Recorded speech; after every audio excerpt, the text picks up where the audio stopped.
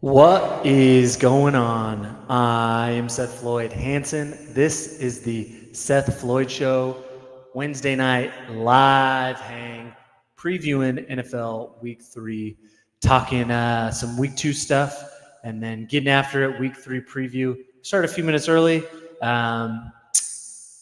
Just trying to crank it out. My kids fell asleep early tonight, so that gave me that liberty. Also, the wife's been getting after me, saying, "Listen, you better keep this thing under an hour, okay, or you're not doing it anymore." And anyone watching this, if you're married, if you are a wife, you know that you call the shots. If you're married, you know your wife calls the shots. So that's kind of what we're doing. But I'm ready to go. Got myself a little treat for this live show. Bam. Little Mountain Dew Baja Blast Zero Sugar. Ooh. Ooh. Go treat yourselves, guys. No sugar, no calories. Let's get after it. That's what I'm talking about. Guys, the NFL's bananas right now. I titled this show Absolute Chaos, okay? Because that is what's going on in the NFL at the moment. And it's hard to predict. I did not do as well. I did not do as well this past week as I did week one. It actually, when I look back at it, it was not as bad as I thought it was going to be. I went 8-8 in my picks this week in week two, but man, I missed a lot. Man, there's a lot of teams that underperformed, a lot of teams that overperformed. Like you, I'm doing my best trying to sort this out. You don't really have a good idea until week 4, week 5. Do you really the dust starts to settle and you kind of see these teams separate from other teams? But this is as crazy of a first 2 weeks as I can remember. Week 1 usually has some shocks, but then things kind of start to correct themselves in week 2 normally. But man, I feel just as confused. Wait, it sounds like I'm in a cave. Is that what you said? Is it echoing? Hold up. Is it echoing? Is that better? I can't hear it. Is that better? Or is that still echoey? Shacknums, you're going to be my ears on this one. Is that better or worse? Anyway, I'm excited. That's better? Yeah? Okay. Hopefully that's better. Shoot. Sorry I started the first 2.5 minutes like that. That's a bummer. Here we go. Let's share my screen here, and we are going to real quick. Thanks to oh man, I don't know if it'll pull up. You could see my email. I wanted to share this, but I don't know if it'll let me. Wait, hold on. Chrome tab window. Oh yeah, here we go. Okay. So just real quick, I don't know if you can see it. How well you can see it. Okay. Oh yeah. Seth Floyd Show, week 2 predictions. Okay. I'll rifle through really quick. I missed the first 4 of these. I had Dolphins over Bills. Man, it didn't help that Tua got hurt. They were not going to win that game, but at least it looked like the Dolphins were about to make it interesting. Didn't happen. Tua, who knows what's going to happen to him? Ravens over Raiders. I think everyone and their moms missed that one. A lot of survivor leagues for the second week in a row ruined because of that game. Cowboys over Saints, whiffed hard on that. The Saints look legit. That's one of my biggest misses this year so far, I think, is the Saints. I did not believe in Dennis Allen, but Kubiak, their new offensive coordinator, has righted some things with Derek Carr. 49ers blow it in Minnesota again. You can see my reaction video. I think every Vikings fan on planet Earth watched my reaction video to that. I appreciate the views, guys. I'm almost up to 8,000 views on that video. Most of it, though, they wanted to watch me cry, which I did. 49ers let me down, so hopefully they can right the ship this week. I got Chargers over Panthers, but Colts losing to the Packers with Malik Willis, man, that's bad. So I'm 1 for 6 out of those first 6 games. 1 for 5 out of those first 6. Jets beat the Titans. Seahawks barely beat the Patriots. I knew that game was going to be close. I talked about that. Lions lose the Bucks. The Bucks also look like a legit team. They won that game on the road. Commanders eke out a win over the Giants. Gosh, the Jaguars suck, man. What is up with the Jaguars? Doug Peterson can get fired. Guess we'll see. Browns at least showing some life. Cardinals obliterated the Rams. Oh. I can't. I'm sure that one is. The Cardinals are probably not as good as they look, and the Rams are worse than anyone thought because of their injuries. That's not the Rams' fault, but man, it was like they didn't even show up. Chiefs got lucky over the Eagles, over the Bengals. That's golly. we can talk about it, guys, if you really want to get into it. But holy crap, man! You've got. Can you have a luckier team than the freaking Chiefs and some of these penalty calls they get? Uh, no. Oh, came to gloat. Who are you? It's Josh. Can you repeat the last 2 minutes? I was late. No, Scott Smart. I will not. I just talked bad about you and the Cowboys for the first 2 minutes. So don't worry. Actually, I started a couple minutes early because Stacy, my wife, is yelling at me to pick up the pace, and also my kids went to bed early, so I was like, oh, I'll just get a jump on it. I figured you guys would join at some point. Yes, Shacknum. Some of you probably left. I don't know if you watched the whole thing. I changed last minute. I had the Rams over Cardinals, and then at the very end of the stream, Shacknums, who's helping me out, he's kind of keeping track of a lot of this. He told me, or I asked him, I was like, hey, can I change this? I'm going to change it Cardinals over Rams, and he said, I don't care what you do. I just keep track. You can do whatever you want. So thank you for putting it in my place. I appreciate it. So anyway, so yeah, man, who knows with the Cardinals Rams? We just talked about that. Chiefs over Bengals, luckiest call. I mean, it probably was pass interference. But I feel like I've seen that not called in that situation before, but whatever, man. How frustrating. Steelers over Broncos. Sorry, Shaq Nums. Texans over Bears. Bears showed a little more life. Texans actually were a little disappointing. And now that the Colts lost to the Packers with Malik Willis, and the Texans took it to the wire with the Colts, like feels like maybe the Texans aren't as firepowered as we want. My favorite game of the week: Eagles blowing their last-minute lead over the Falcons. Saquon Barkley can't catch the ball. Vic Fangio calls prevent defense, and the Falcons, with no timeouts, go down in 50 seconds basically and score a touchdown. So week 2, I went 8-8. Okay, but the important thing is I'm still above 500. After a strong start, I went 10-6 week 1. So we're gonna go through these next ones for today, for this week, and see what we got. LOL Eagles couldn't. I was like so mad. It just looked like the Eagles had it. Why wouldn't you run the ball? Like you was 3rd and 3. Just hand it to Saquon. There's a good chance you're gonna get the first down, or run read option or something. Just a bonehead move, man. Bonehead call by Kellen Moore, and as big of a bonehead call by Nick Sirianni by letting that go, because he knows what plays are getting called.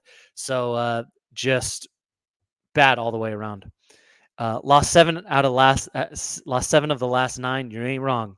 That is a terrible stat. And guys, it does not look like their defense is much better. Now, they didn't give up that many points to the Falcons. I think the Falcons are still finding their groove. They're trying to figure it out. But it's bad look. And I don't think, that last drive, what was Vic Fangio doing? I think Vic Fangio is one of the great defensive coordinators, but the game has passed him by a little bit. A little bit. I don't know. He wasn't great in Miami last year. So far, I don't know. Gave up a lot of points to the Packers. Stockton, our new visitor tonight, chiming in on the comments. The only Texans fan that I know. Okay, he's the one that was pounding the table for Joe Mixon and was right, except for he's hurt. Better freaking get his crap together. Don't sleep on the Bears defense. Yeah, that's a good point. That's a good point. But everyone talks about CJ Stroud like he's MVP this year, and he made some good throws. He's always going to have some great throws. But for my MVP, like, they better be dropping some points early in the season. Bears don't have a bad defense. You're right, Stock. You're right. But it was at home. It was prime time. It was a chance for Stroud to like flex his muscles and start his MVP campaign. And I just didn't see it. But whatever.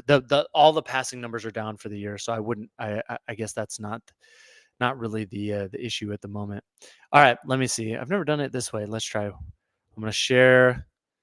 And let's go to our friends at DraftKings who sponsor the show. I wish. DraftKings, hit me up. Hit me up, DraftKings, if you want to get in on this. Okay. Week 3. We'll talk about a handful of these teams. I'll try to keep it fairly short, but as always, I'll tell you what I think against the spread. My picks are just straight up, but I'll tell you whether I think they'll cover or not. Patriots Jets. This was one of the harder games for this week to pick, I think. I'll tell you this. I'm going to pick the Jets to win because it's a short week at home. I know that was my same reasoning for the Dolphins, and everyone I think is thinking the Jets are going to win this. Okay. But I'm for sure thinking the Patriots are going to cover +6. The Jets have put together two very unimpressive uh, games to start this season, and the Patriots have exceeded expectations. They almost 2-0 if they could have kept Seattle from scoring in overtime. So I'm taking the Jets, but I would take the Patriots to cover. Oh man, Broncos at the Bucks. Uh, I'm sorry, Shaq Nums. I'm sorry, man. I'm going Bucks. The Bucks look like the real deal. I mean, it's hard. It's hard to know. We're still real early. We're still really early. Big win over the Commanders defense. Week 1 doesn't mean anything to me, but you beat the Lions on the road last week. It's not bad.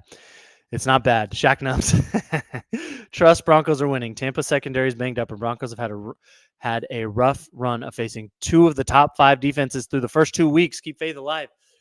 I love that analysis, by the way, Shaq Nums. I love it. You came prepared. Um, that's a good thing if Tampa's secondary is banged up. You're right. You have faced a couple really tough defenses. Top 5 might be a little. I mean, maybe their top 5. Seattle's defense might be top 5 right now. Either way. I think you play them tough. I'm probably still going to take the Bucks, but I'm here for it, Shaq Nums. I'm here for it. I will give you all the praise in the world if they're going to win. You're on the road. Also, not like Tampa's a hard place to play, but you never know. Oh, Josh giving Shaq Nums the support. Let's ride. A little Russell Wilson action for you. That's going to give him PTSD, Josh. I don't know if I would do that. I'm going to say I think the Broncos can cover. Broncos have a solid D. If they can get after Baker Mayfield, they'll keep this thing close. But we got to see more from Bo Nix. He's tied with the leading 4 interceptions. So we need to see a little more out of him. I need Sean Payton to get a little more out of him. This might be the poop bowl for the week. Giants and Browns, though the Browns did look a lot better. Man, I don't believe in the Giants, but it would be the ultimate like Deshaun Watson storyline to get a win over the Jaguars, who are now 0-2, and then come back home and just lay an absolute egg against the Giants and give the Giants their first win. I don't know what to make of this. I don't believe in the Giants, though, and at least Cleveland showed a little bit last week. I'm going to take Cleveland. I'd probably say the Giants cover, though, because you get in desperation mode. You go 0-2, you're going to be in desperation mode. This might be my favorite game of the week because I think there's a real chance the Saints dominate the Eagles. Dominate might be a strong word, but I think there's a real chance that the Saints are going to send the Eagles to 1-2, which would make me so happy. If you know, you know. Everyone in the chat knows. If you're watching this after the fact, if you know, you know how we feel about the Eagles and their fans. No apologies. Okay, I have no apologies. But the Saints look legit, and they're playing at home, playing with a lot of confidence. Derek Carr looks like reinvigorated to his MVP caliber year with the Raiders. So we'll see if they can keep it going. I'm taking the Saints. Chargers, Steelers. You guys know how I feel about the Chargers. I am going Chargers over the Steelers here. Chargers play strong defense just like Pittsburgh does. Of course, Pittsburgh has a better defense, but I'm taking the Chargers in this one. I think they're going to keep it rolling. I think they're going to keep pounding the ball. Finally, a team, maybe the Steelers, are going to pack it inside and dare them to throw, but they have Justin Herbert, who isn't the most consistent quarterback of all time, but he has made some prolific throws in his career. And as soon as they start packing the box, they're going to go play action, and you can rely on Herbert a little bit. I don't want to rely on Herbert week in and week out, but this is the kind of game where it's going to be tough. It's going to be bloody. And at the end of the game in the fourth quarter, Herbert's going to make 1 or 2 big third down throws because the Steelers are cheating up, and it's just going to be a good hard nosed game. What's the spread on here? Sorry, I went back to let's see it. Yeah, 1.5. So I'm going to take the Chargers to cover, but I think they're going to win outright. That's a good game. That's probably the game. The Eagles, Saints, and Chargers, Steelers. That's a great morning game. Man, this one too. Houston and Minnesota. Man, great game. Some great early slate games. Man, Texans, Vikings, got a little bad taste in my mouth about the Vikings right now. They thoroughly outplayed the Niners in every phase of the game. It was not a fluke. The Vikings are for real. Texans, and I just was kind of talking, maybe the Texans aren't as good. Oh, man, well, we're going to find out. We're going to find out a lot about these two teams this weekend, which will be fun to watch. I'm going to go the Texans. It's only a 2-point spread, so I guess I'm going to take the Texans to cover. But Texans, man, this game to me has like 23-20 written all over it. Texans last minute field goal. I'm a D'Amico. It's hard. The coaching in this game is going to be phenomenal. Kevin O'Connell is fantastic. Brian Flores is very good. D'Amico Ryans and Bobby Slowick for the Texans, fantastic. A lot of dogs on both sides. I'm on a roll with the quarterback that I trust more and like more. Vikings fans are going to get so mad at me. In my reaction video, I was like so complimentary. The one thing I said about the Vikings was I was like, look, you guys are a playoff team, but I think your championship aspirations and your overall ceiling are probably a little limited because of Sam Darnold, because he's played 2 games, like good games, but one of those games was against the Giants. He definitely played well against the 49ers, but it's not like he threw for 350 yards and 5 touchdowns. Like, he had a good game, but that game was all about the Vikings defense and the turnovers the 49ers had. I'm just saying, I don't think it's disrespectful to say that Sam Darnold might limit your team a little bit, because I don't know. He's never done this before. So to just crown him as like the next great quarterback in the NFL after 2 games, like, what are we? So that was the only, some Vikings fans were coming at me like super mad that I didn't, I guess, call Darnold an MVP candidate, that I didn't just crown the Vikings Super Bowl champions. I don't know what you guys were mad about. Most of them weren't, though. Most of them were really chill. Most of them were like, man, thank you for not saying it was a fluke. Like, whatever you say, whatever you want. But I'm just saying. But then there was like a handful that just came at me with the Sam Darnold stuff.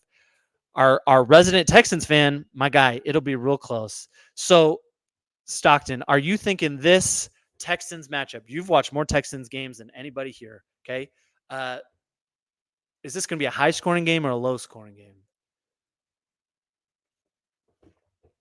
Because I don't know. I'm not sure what to make of it, because both teams feel like they're loaded on both sides of the ball. I just mentioned the Vikings defense. That's going to take them really far. And Texans, my guy D'Amico Ryans, like, he knows defense, man. Stock says 2023. Are you saying the Vikings are going to win? What's your call? Okay, what's your call? Because anyone who, you usually put your team score first, so I'm just wondering what you think. If you think it's going to be, I agree, game winner. Okay, Fairbairn. Well, that was a confusing way you said it, Stockton, since you put the losing score first. But I get it. False. I'm gonna get in trouble. Like Purdy. The reason Purdy was outplayed by Darnold, and why I'll say that, is because Purdy had 2 egregious turnovers in his own end of the field, basically his own red zone. Like, that's real bad. Can't have it. So by that metric, Darnold was better. But like completion percentage, Purdy was better. He outthrew Darnold. He had more yards. Most of Darnold's passing yards, not most, but he got 97 on one play, which, like, he made the throw. That's great. But it's not like he had 300 yards and 30 completions or whatever, and he just was dicing it up. Like, he had a couple good throws. That 97-yard one, whatever. But I hope Vikings fans are watching. They'll come at me. They'll be so mad. But whatever. I think Purdy played all right. He actually played pretty well. He made some really high-level throws, 77% completion percentage, 319 yards. As Josh said, let's see if I can go back to it, Josh. I don't know if I... Oh, I'm looking at the wrong...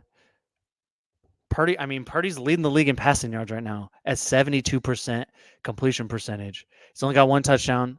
Okay, didn't make enough good throws, so fine. If from those metrics, that's fine. You can say Darnold played better, but Purdy is going to get more hate than he deserves, like he usually does. He's not dinking and dunking. There's no Christian McCaffrey. There's no dinking and dunking going on right now. If you haven't watched, like, of course with CMC, there's some dinking and dunking going on, because why wouldn't you? You'd be an idiot not to.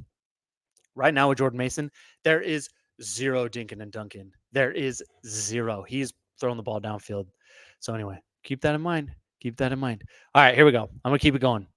What was the last one I just talked about? Okay, Houston Texans, Vikings. I'm taking the Texans, though I don't feel good about it. Stock your ice can be close.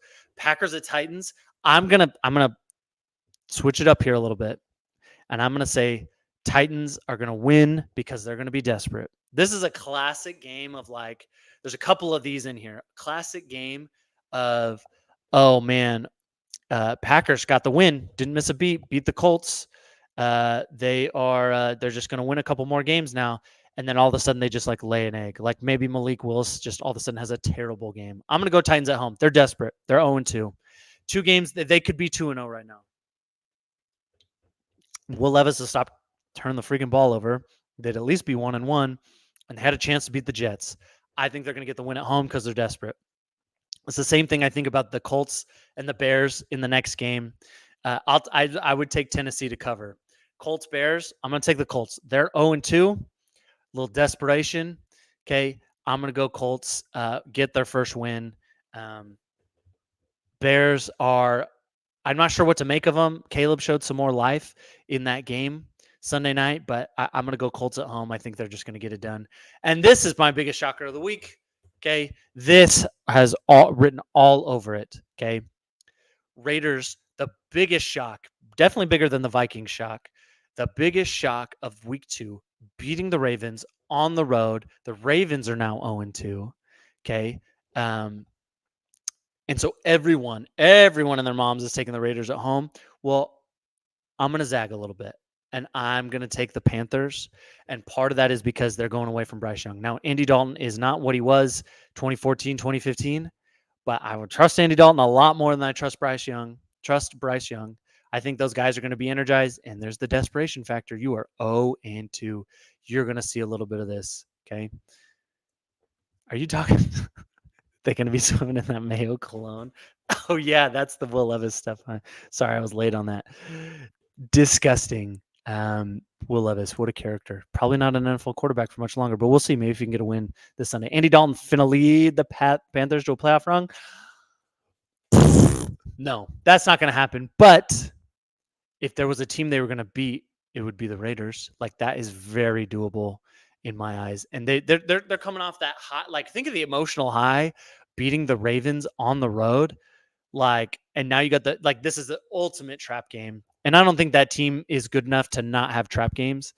It's going to be close at the very least. It's going to be close. Okay. Anyway, that's what I'm taking the Panthers to cover and win the game. Dolphins Seahawks. Golly, man.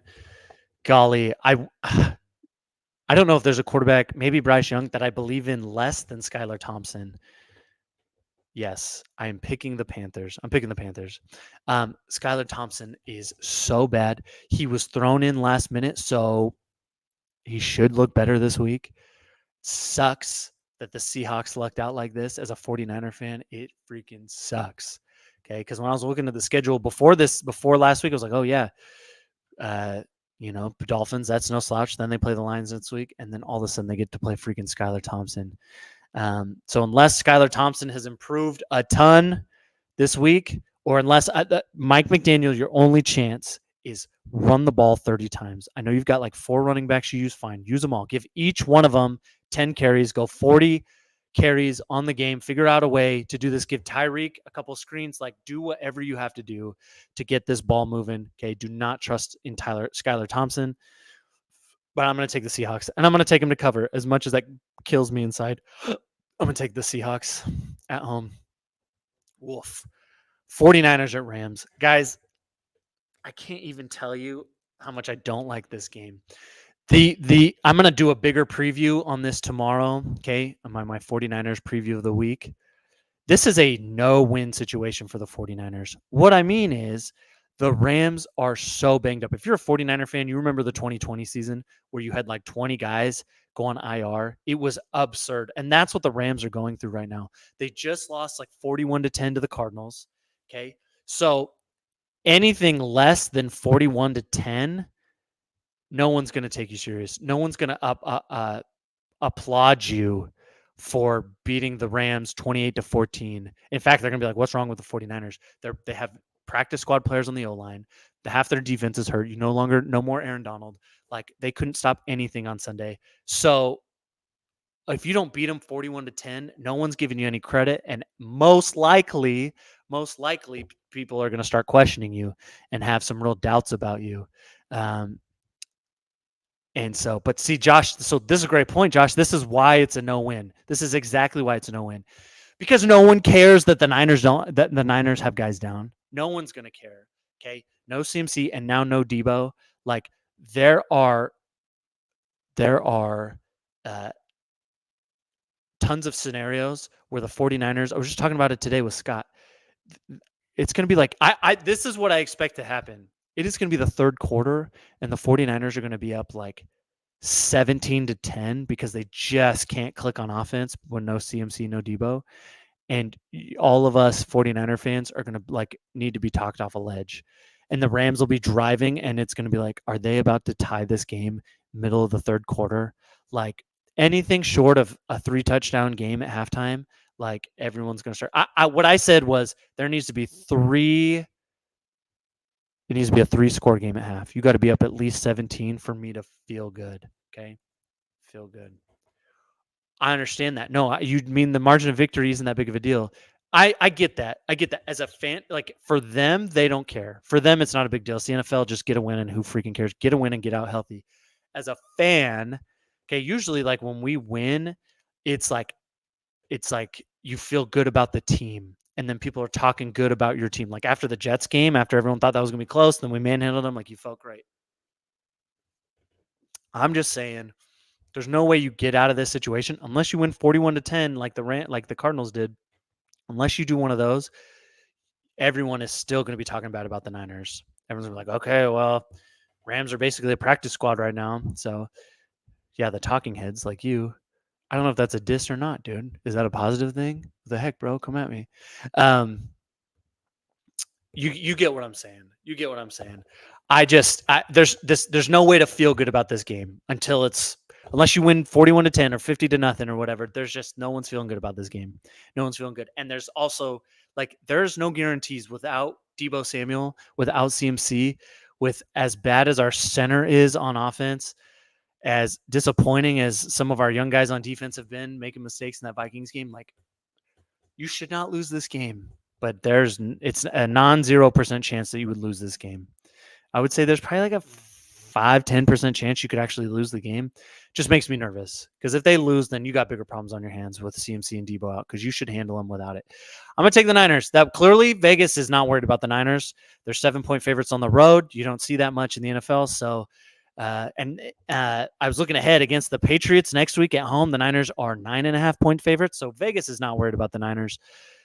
But boy, oh boy, I am as a fan. It freaks me out. Okay, I gotta freaking rifle these through. Detroit at Arizona. They're 3-point favorites. Ooh, this is a good one because what are the Cardinals? What are the Lions? The Cardinals are better than they were last year, but are they really that good? We don't know. You don't know because the Rams, again, are a JV team right now with all those injuries. So you're going to find out. Detroit on the road, they're going to be out for blood. I still don't believe in that Cardinals defense, but man, the Rams couldn't do anything. Again, they're hurt, but you just don't know. So I think you're going to find out a lot. I'm going Lions. Taking the Lions, taking them to cover. This has like, or push. I think they're going to win like 24-20. If it was 23-20, it's got that written all over it to me. But I'm going to take the Lions. This one. Oh, man. This one. You guys just hear me fart? I just farted. Sorry. Forgot I was on camera.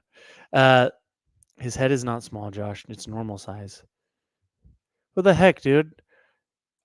Mike, you know who has a big head? Scott, you type in the comments right now. Who has a big head? I say it right now. Who has a big head? You type it right now. I'll tell you. I'll tell you if you're right or wrong. You say he has a big head all the time. Ravens at the Cowboys. Okay, so the Ravens going to start 0-3. I know a lot of 49er fans don't like me because I'm like a Cowboys believer. Freaking son of a bee. Talking about my son like that. You're right. My son has a huge head. He really does. He's only a year. Every time I try to put his pajamas on, his head gets stuck in the shirt hole. So anyway, thank you. I think you manifested that, Scott, because you were telling me he had a big head even when he didn't, and then it started to grow. So thanks a lot. I believe in the Cowboys more than the Ravens, but they looked bad against the Saints. But Cowboys at home are traditionally really good. The Ravens clearly have some issues.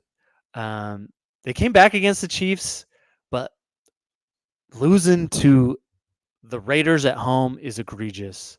The Cowboys at least lost to a team that looks like could be a formidable force in the NFC, though they got their butts kicked and could not stop the run. So it's a tough one. I'm going to go Cowboys in this one. Cowboys at home. I just think they're going to turn it around. I don't think the Ravens playing on the road is a good recipe. This is crazy. Either the Ravens are going to go to 0-3 or the Cowboys are going to go to 1-2. I'm here for both situations and scenarios. Sorry, Scott. We're almost there. We're getting to the end. I'm down a little too far.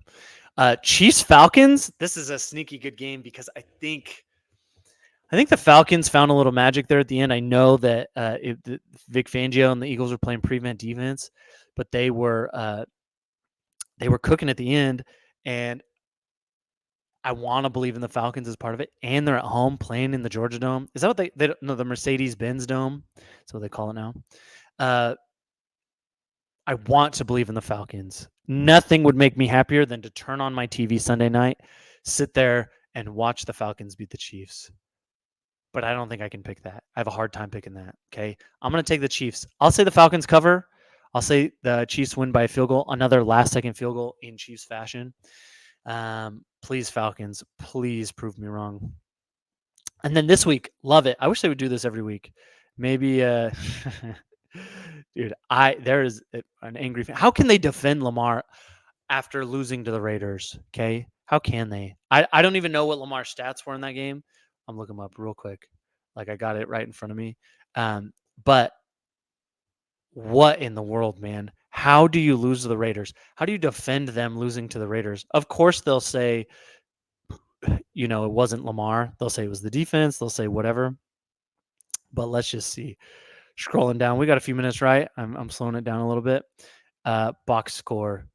I know I'm not sharing it with you guys, so you guys can't see this right now, but I'm just going to read it to you really quick. I got the box score in front of me. So Lamar was 21 of 34, one TD, one INT. His quarterback rating was 53, and his passer rating was 81. So I don't know, Ravens fans. You guys talk about him like he is pushing that Patrick Mahomes. Like a DJ. Lamar Jackson fans talk about Lamar Jackson like he is the same thing as Patrick Mahomes, just without the Super Bowls. Like that is what they say. That's truly what they believe. And it couldn't be further from the truth. Okay. Lamar had 5 rushes for 45 yards.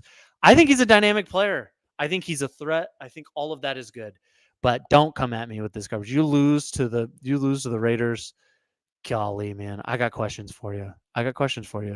Lamar B. I like it. Anyway, Lamar Jackson fans, I'm standing on when I 0-2. I know the first one was against the Chiefs, but you lost to the Raiders at home. So come at me. Anyway, there we go. Where are we at? Okay. I wish they would do this every week. 2 Monday Night Football games, doubleheader. Like some people don't like that. Stop it. It is fantastic. When you work all day and you're looking for something like as soon as you come home, I get first game at 6:30, second game at 7:15. I can throw one up on my big TV, the other one on my iPad. Like, come on, guys. I'm an advocate for more football always. Especially like, why would I put it like if I put it on a Sunday afternoon, guess what? I'm not going to watch it. I'm watching the 49ers game. Like you can't watch all these games on Sunday, so put 2 on Monday so I can watch it. Like it's the logic behind it. I'm just saying, like most of us aren't ESPN analysts or whatever, where we have 5 TVs and we get to watch all of them at the same time, which is hard to do anyway. Like this is the way to do it. Screw it, NFL. Do one every Saturday night too. I'm all in every night of the week. My wife will love that. Jaguars Bills at 6:30 Central Time. This would be a classic. Like I'm going to take the Bills, but this would be a classic. Like, oh man, the Jaguars suck. Bills look like one of the best teams in the league, and then Josh Allen just turns the ball over 4 times, and the Jaguars win 21-17. Like that has this kind of game written all over it. I'm not going to predict that, but wouldn't be shocked. I've seen it before. It's going to happen. It's going to happen sometime this season like that. Just like when I thought the Ravens were going to pound the Raiders, and it didn't happen. Okay, so I'm going to go Bills, but watch out for that. Bengals Commanders. I think this. I'm going to take the Bengals. I'm going to take them to cover because Bengals are 0-2 and they feel like they got robbed. And you better freaking get a win Monday night home. This is how it happened to them last year. By the way, if you don't remember, they started 0-2 and then they got the Rams at home on Monday Night Football in Week 3 and got a win finally. That's what I think is going to happen. I think they're going to dominate. I don't think Washington keeps it very close. I think you saw a much better Bengals team on Sunday, and they're going to keep that rolling. So that's what I got. That is what I got for you. If you guys have any questions, I'll take a few minutes. We can talk about them real quick. In reference to Lamar, not bad for a running back throwing the ball. Yeah, man. I don't. Lamar is an amazing football player, but if you, I just like his throwing is average at best. Like he makes some highlight plays, but most of his highlight plays are like he gets out of the pocket, a guy runs free, and he's able to like he's got great arm talent. He's able to put it on a dime sometimes, like from time to time. But like more often than not, teams have success against him when you keep him in the pocket. That's all I'm saying. That's all I'm saying. I don't think that's wrong. For some reason, that makes me a racist. I heard that a bunch over the summer. Sorry, guys. I don't believe that. I don't take you serious. If that's truly what you think about me, then like I don't take you serious as a human being because no race was brought up. I'm just talking about football. Shaq Numbs Jags are going to get upset 3 scores and choke like they did week. Oh, they're going to get up 3 scores, choke like they did week 1 versus Miami. It's possible. Could you imagine the Jaguars starting 0-3? I think Doug Peterson's got to be fired at that point. Doug Peterson losing to the Cleveland Browns, who look like they couldn't even move the ball against the Cowboys week 1, is a bad look. For my fantasy football team sake, please give Travis Etienne 25 to 30 touches. That would be awesome. Check down City would be great. I don't think the Jags are going to get a lead. If they get a lead, it's going to be 3-0 early in the first quarter. I think the Bills are going to roll. That's kind of what I think. Real quick. Ooh, love this. What is that noise? Sounded like a firework or a rocket or something going on. Real quick. At what point do the Eagles can Sirianni? Man, well, I think it was a miracle he didn't get canned at the end of the year last year. I don't think he's going to get fired midseason because I don't think they're going to be bad enough to get fired midseason. They're going to be in the playoffs, or at the very least in the playoff hunt, all the way up to the end probably.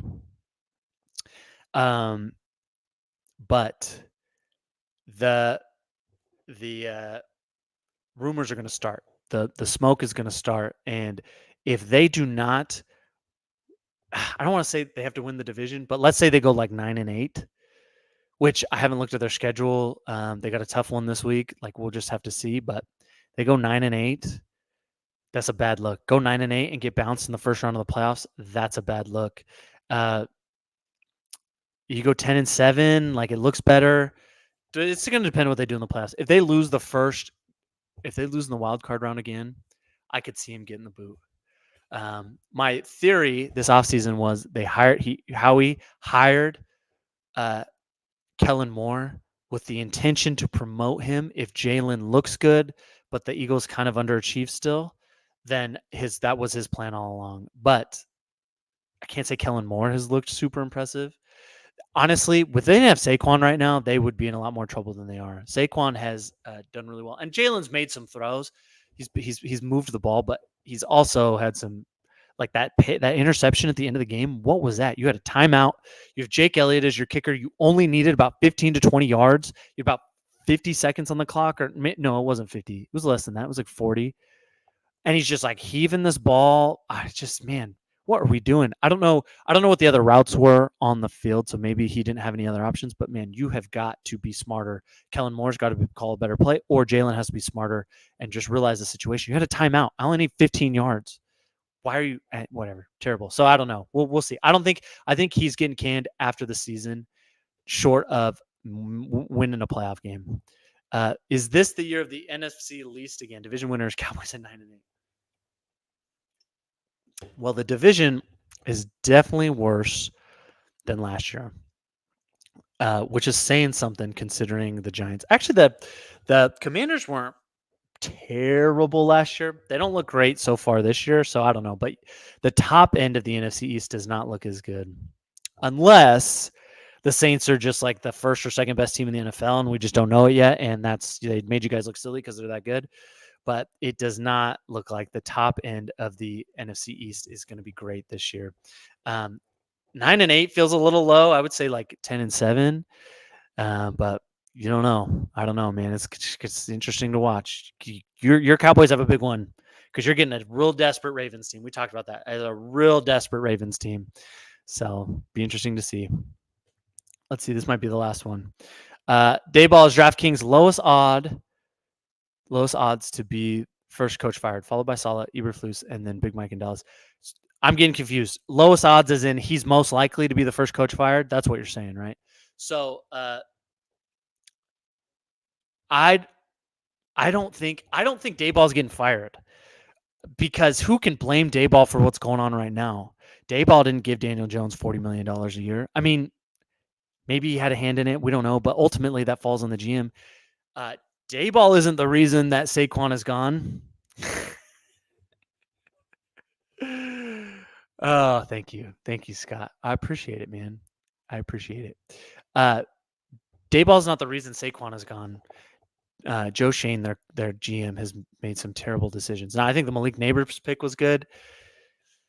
In theory, the Brian Birds trade was good, but man, they just don't look good. I think why did they get to the playoffs their first year? Well, Dayball did a good job of managing games, even with Daniel Jones being so limited. So they won a bunch of close games. I get it, but they snuck into the playoffs. That wasn't Joe Shane. It's not because they had a great roster. It's because of Dayball's coaching. So if I'm John Mara, their owner, I am sitting down with Dayball. We're finding somebody. Gotcha. Yeah. Plus 350. I don't think he's getting fired.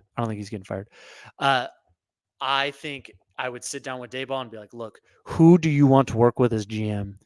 And I would do something like that. They have had so much turnover at the head coaching position that I just don't think I could do it. I don't think I would do it. So I don't think he's getting fired. I see that he's the highest odds. I think the person who should be on the hot seat the most right now is Doug Peterson. I think he should be. Disappointing last year after a hot start and then just missing the playoffs. Starting 0-2 this year, very likely could start 0-3. So I think he's most likely to be gone. Maybe not during the season, but he's most likely to get gone. If I had to put money on who was going to get fired. My drink is gone. That means time is up. 42 minutes, 43 minutes.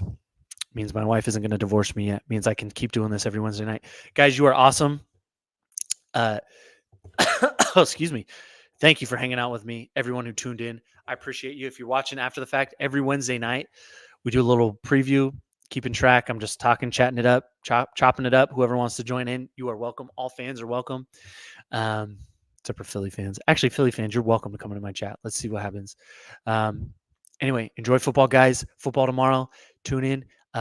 Look for more Seth Floyd Show videos coming out this week. Got one coming out tomorrow, probably. Talking Rams, 49ers, and then reaction show Sunday, Monday sometime. And anyway, you guys are awesome. I'm out.